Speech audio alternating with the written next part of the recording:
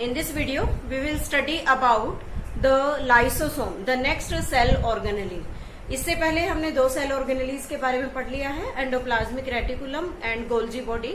यहाँ जब लाइसोसोम का स्ट्रक्चर पढ़ते हैं या उसकी फॉर्मेशन पढ़ते हैं, तो हम जब इसको कंप्लीट डिस्कस करेंगे तो ये पाएंगे कि एंडोप्लाज्मिक रेटिकुलम और गोल्जी बॉडी दोनों जो सेल ऑर्गेनेलीज हैं उनके साथ इसका काफी लिंक है, एक कंट्रीब्यूशन है ईआर और गोल्जी बॉडी का लाइसोसोम्स को फॉर्म करने में।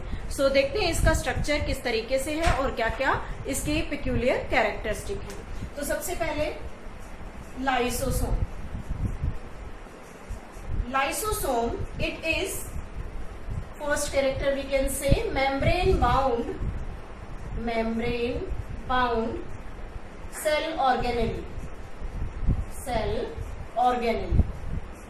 जनरली हम डबल मेम्ब्रेन की ऑर्गेनेलीज की बात करते हैं, लेकिन यहाँ पर जो सेल ऑर्गेनेली है ये सिंगल मेम्ब्रेन की है। हैव सिंगल और यू कैन से यूनिट मेम्ब्रेन, सिंगल या यूनिट मेम्ब्रेन की बनी हुई होती है। Next important feature formed by packaging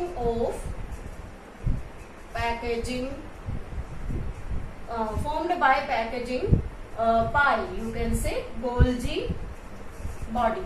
means जो गोल्जी apparatus है वो गोल्जी apparatus जब पैकेजिंग करता है तो उस पैकेजिंग में आपने पढ़ा था गोल्जियन वैक्यूल, वो गोल्जियन वैक्यूल ही क्या करते हैं, लाइसोसोम्स की फॉर्मेशन करते हैं।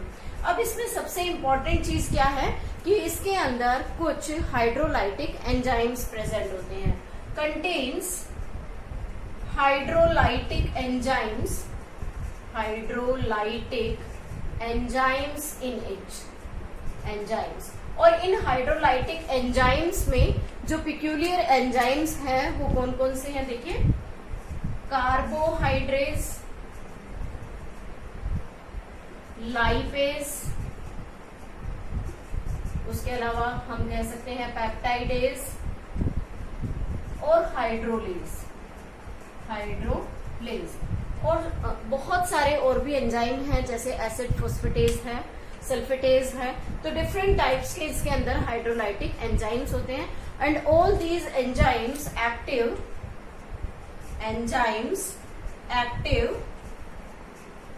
Eight pH 5, you can say it acidic pH। कि ये जो एंजाइम होते हैं ये हमेशा एसिडिक मीडियम में ही वर्क करते हैं।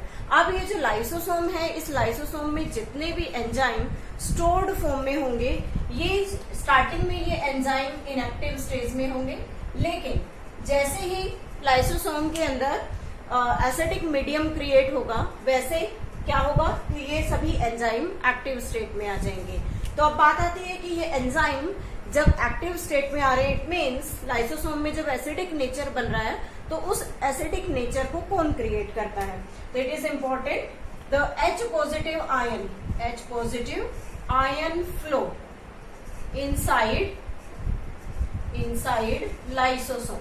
जैसे ही एंजाइम्स को एक्टिवेट होना है उस टाइम साइटोप्लाज्म से H पॉजिटिव आयन, इसे हम हाइड्रोजन पंप भी कह सकते हैं, तो ये जो H पॉजिटिव आयन है इनका मूवमेंट लाइसोसोम के अंदर स्टार्ट हो जाता है। और जैसे जैसे H पॉजिटिव की स्ट्रेंथ लाइसोसोम में इंक्रीज होगी वैसे वैसे एसिडिक कैरेक्टर इंक्रीज होगा।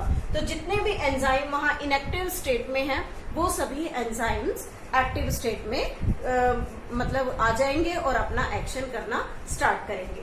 नेक्स्ट फीचर आता है एब्सेंट इन मैमेलियन आरबीसीज। जो मैमेलियन आरबीसीज हैं उसमें लाइसोसोम्स प्रेजेंट नहीं होते, लेकिन इनका जो हायर नंबर है वो कहाँ होता है, हाईएस्ट इन यू कैन से WBC, जिसे हम क्या कहते हैं, ल्यूकोसाइट्स भी कहते हैं। और इस ल्यूकोसाइट्स में मैक्रोफेजेस की सेल्स होती हैं। इन मैक्रोफेजेस सेल्स के अंदर इनका जो काउंट है, इनका नंबर, वो बहुत ज्यादा होता है। तो उसके ज्यादा होने से क्या होता है, दे show phagocytic activity. Phagocytic activity, phagocytic activity का क्या मीनिंग है यहाँ पर? फैगोसाइटिक एक्टिविटी मीन्स जो किसी भी टाइप के सेल डेब्रिस या कुछ भी चीज है उसको एंगल्फ कर ले, खा ले। तो वो जो कैरेक्टर है वो मैक्रोफेजेस में, क्योंकि हम जब बात करते हैं मैक्रोफेज या डब्ल्यूबीसीएस की, तो हमेशा हम डिफेंस से रिलेटेड बात करते हैं कि हमारी बॉडी को प्रॉपर इम्यूनिटी देने का जो काम है वो डब्ल्यूबीसीएस करते हैं। Means it fights against infection. तो उस इन्फेक्शन से फाइट करने के दौरान क्या होता है कि ये फैगोसाइटिक एक्टिविटी शो करती है। इट मीन्स जो भी सेल के अंदर अनवांटेड मटेरियल या हम ये कहें कि जो फॉरेन मटेरियल होता है, उस फॉरेन मटेरियल को एंगल्फ करने में, हमारी सेल को प्रोटेक्ट करने में इसका काफी इंपॉर्टेंट रोल होता है। इसलिए जो डब्ल्यूबीसीएस है उसके अंदर इसका काउंट बहुत ज्यादा हाई होता है। लेकिन जब हम प्लांट सेल या फंगल सेल की बात करें, इन plant cell and fungal cell, वहां पर जो लाइसोसोम्स हैं वो एब्सेंट होते हैं। तो जो भी यू कैन से जो इम्पोर्टेंट एक्टिविटीज हैं मेटाबॉलिज्म से रिलेटेड, एंजाइम्स को रिलीज करने की या किसी भी चीज को डाइजेस्ट करने की, स्टोर करने की, तो वो काम वहां कौन करता है? Fungal cell vacuole perform all these function. Lysosome के जितने भी फंक्शंस होते हैं वो सभी कौन प्ले करेगा? वैक्यूल प्ले करेगा। इसलिए प्लांट सेल और फंगल सेल में लाइसोसोम का जितना भी काम है वो सारा हमेशा वैक्यूल ही उसके अंदर परफॉर्म करता है। तो ये कुछ इंपॉर्टेंट कैरेक्टर्स हैं। उसके अलावा और कैरेक्टर्स, एक अलग ही फंक्शन है इसका, या हम कहें कि एक नया कैरेक्टरिस्टिक है। It has morphic cell structure और you can say cell organelle. Morphic cell organelle से यहाँ क्या मीनिंग है?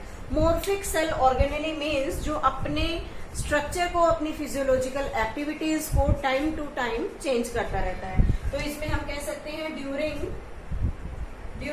Functioning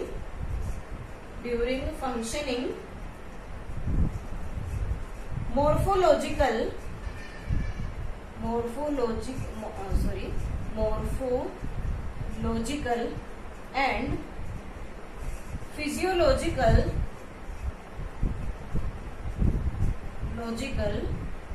states are different। Means ये अलग अलग तरह के फंक्शंस परफॉर्म करता है। इसलिए हम ये कह सकते हैं कि फंक्शनिंग के दौरान इस सेल ऑर्गेनेली का जो स्ट्रक्चर है, जो इसकी फंक्शनिंग है, या हम ये कहें कि इसकी जो फिजियोलॉजिकल एक्टिविटीज हैं, वो सभी एकदम एक दूसरे से बिल्कुल डिफरेंट होती है।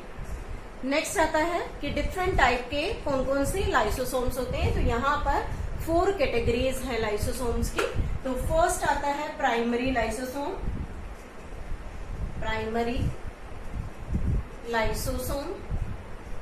दिस प्राइमरी लाइसोसोम फॉर्म्ड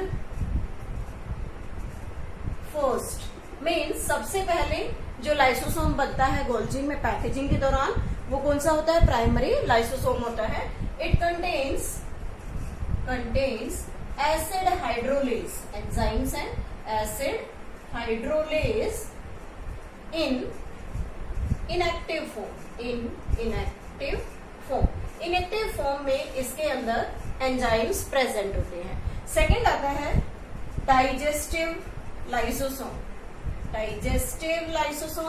या हम इसे सेकेंडरी लाइसोसोम भी कह सकते हैं। It is also known as secondary lysosome. इस सेकेंडरी लाइसोसोम में ज्यादातर डाइजेस्टिव एक्टिविटीज होती हैं। अब वो डाइजेस्टिव एक्टिविटीज क्या? जैसे सेल में कोई भी सब्सटेंस, कोई भी अनवांटेड मटेरियल आया तो उसको डाइजेस्ट करने का मेन काम डाइजेस्टिव लाइसोसोम का होगा। It is formed by fusion of primary lysosome and phagosome एक small cell organelle like structure होता है। तो उन दोनों के फ्यूजन से सेकेंडरी लाइसोसोम की फॉर्मेशन होती है। थर्ड आता है रेजिडुअल बॉडी। Residual body. इस रेजिडुअल बॉडी को या हम ये कहें कि ये टर्शरी टाइप का लाइसोसोम है। It is tertiary lysosome. जैसे कि इसका नाम है रेजिडुअल बॉडी। रेजिडुअल बॉडी से यहाँ क्या मीनिंग है कि जो भी अनडाइजेस्टेड मटेरियल है, जो भी सब्सटेंस जो अनडाइजेस्टेड फॉर्म में यहाँ बच गया, उसको उसे स्टोर करने का काम किसका होगा? रेजिडुअल बॉडी का। मीन्स कंटेन्स अनडाइजेस्टेड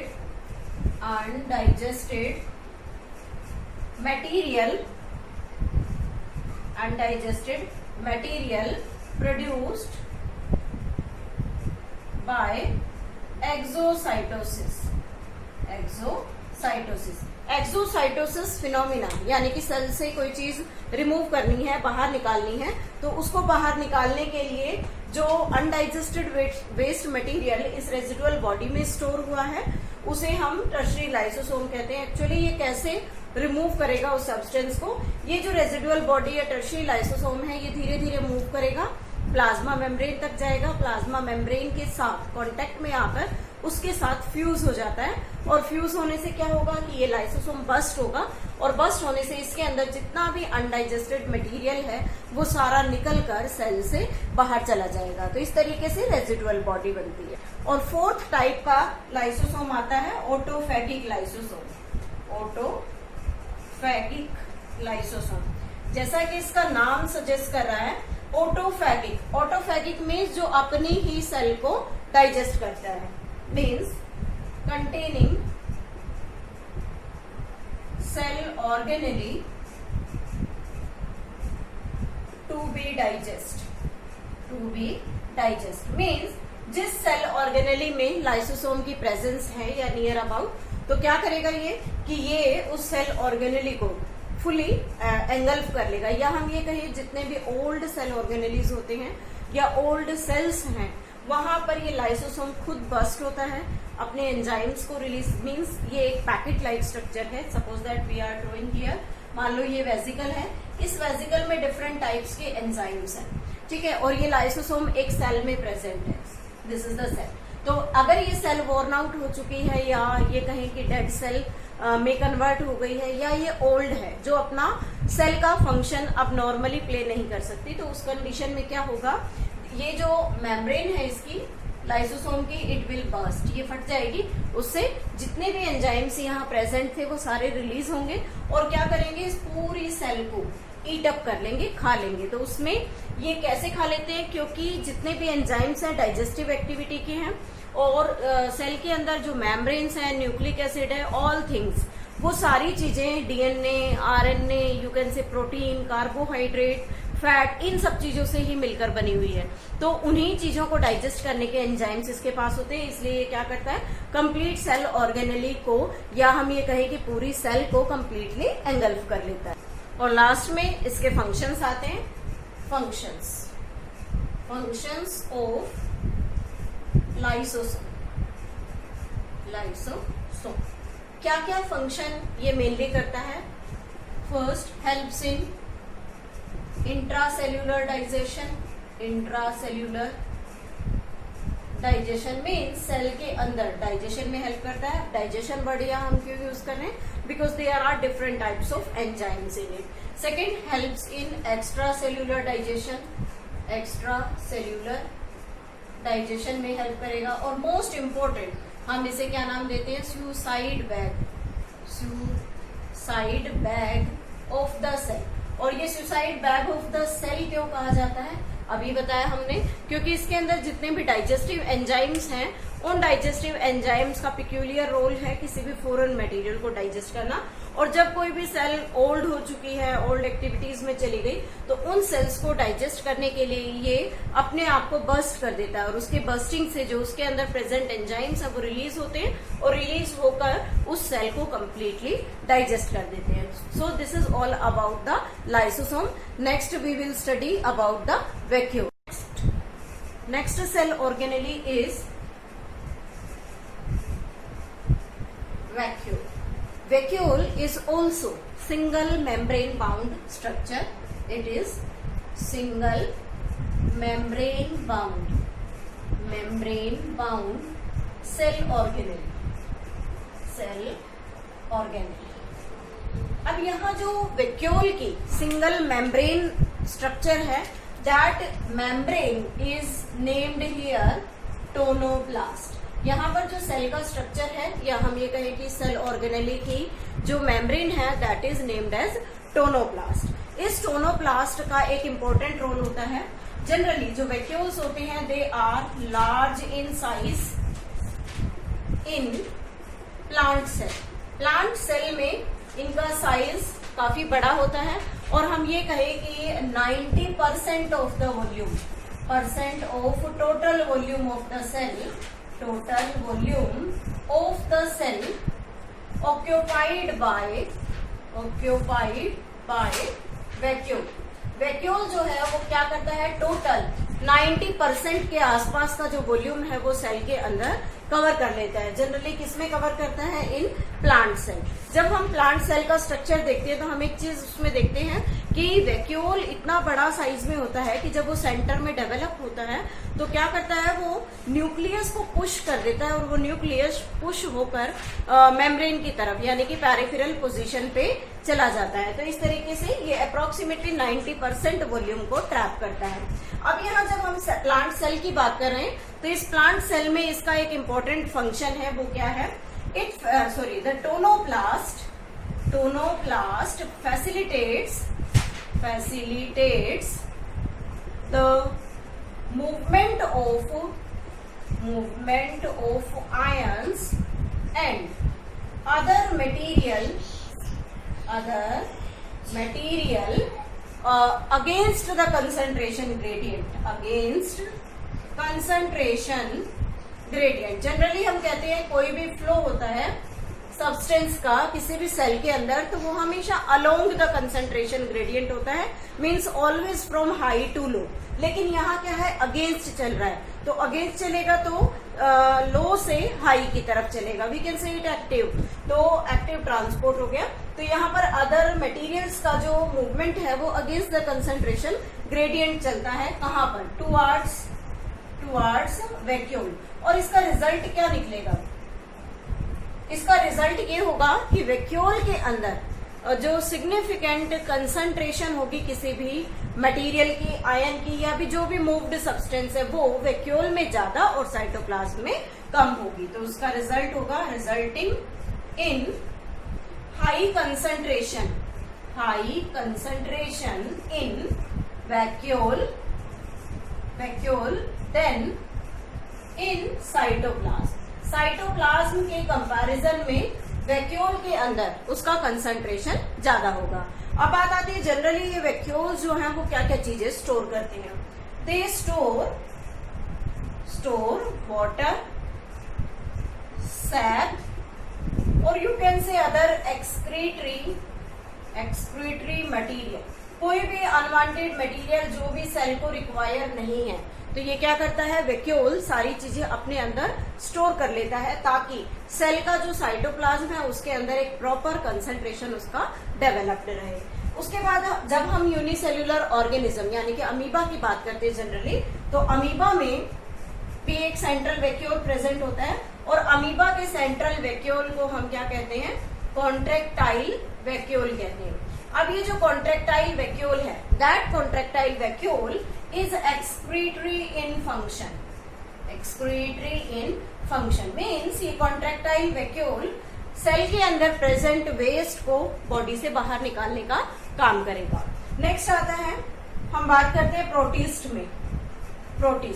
जब प्रोटिस्ट की बात आती है तो उन प्रोटिस्ट के अंदर भी वैक्यूल्स प्रेजेंट होते हैं, लेकिन वो वैक्यूल क्या करते हैं कि जैसे ही सेल के अंदर फूड एंट्री करता है तो वो फूड पूरा वैक्यूल के अंदर चला जाता है, और वहां डाइजेस्टिव एंजाइम्स रिलीज होते हैं जो उसे डाइजेस्ट करने का काम करते हैं। तो मेनली यहाँ जो प्रोटिस्ट के केस में जब हम वैक्यूल की बात करते हैं तो they behave like the food vacuole, they consist of food vacuole, and all these food vacuole helps in Phagocytosis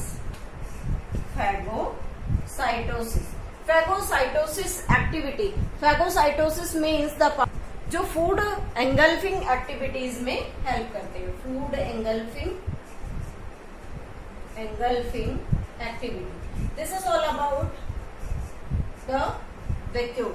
ये सारा था कंप्लीट वैक्यूल के बारे में, और जैसा कि अभी हमने पढ़ा लाइसोसोम के बारे में। नेक्स्ट वीडियो में हम नेक्स्ट सेल ऑर्गेनेली पढ़ेंगे, दैट इज माइटोकॉन्ड्रिया।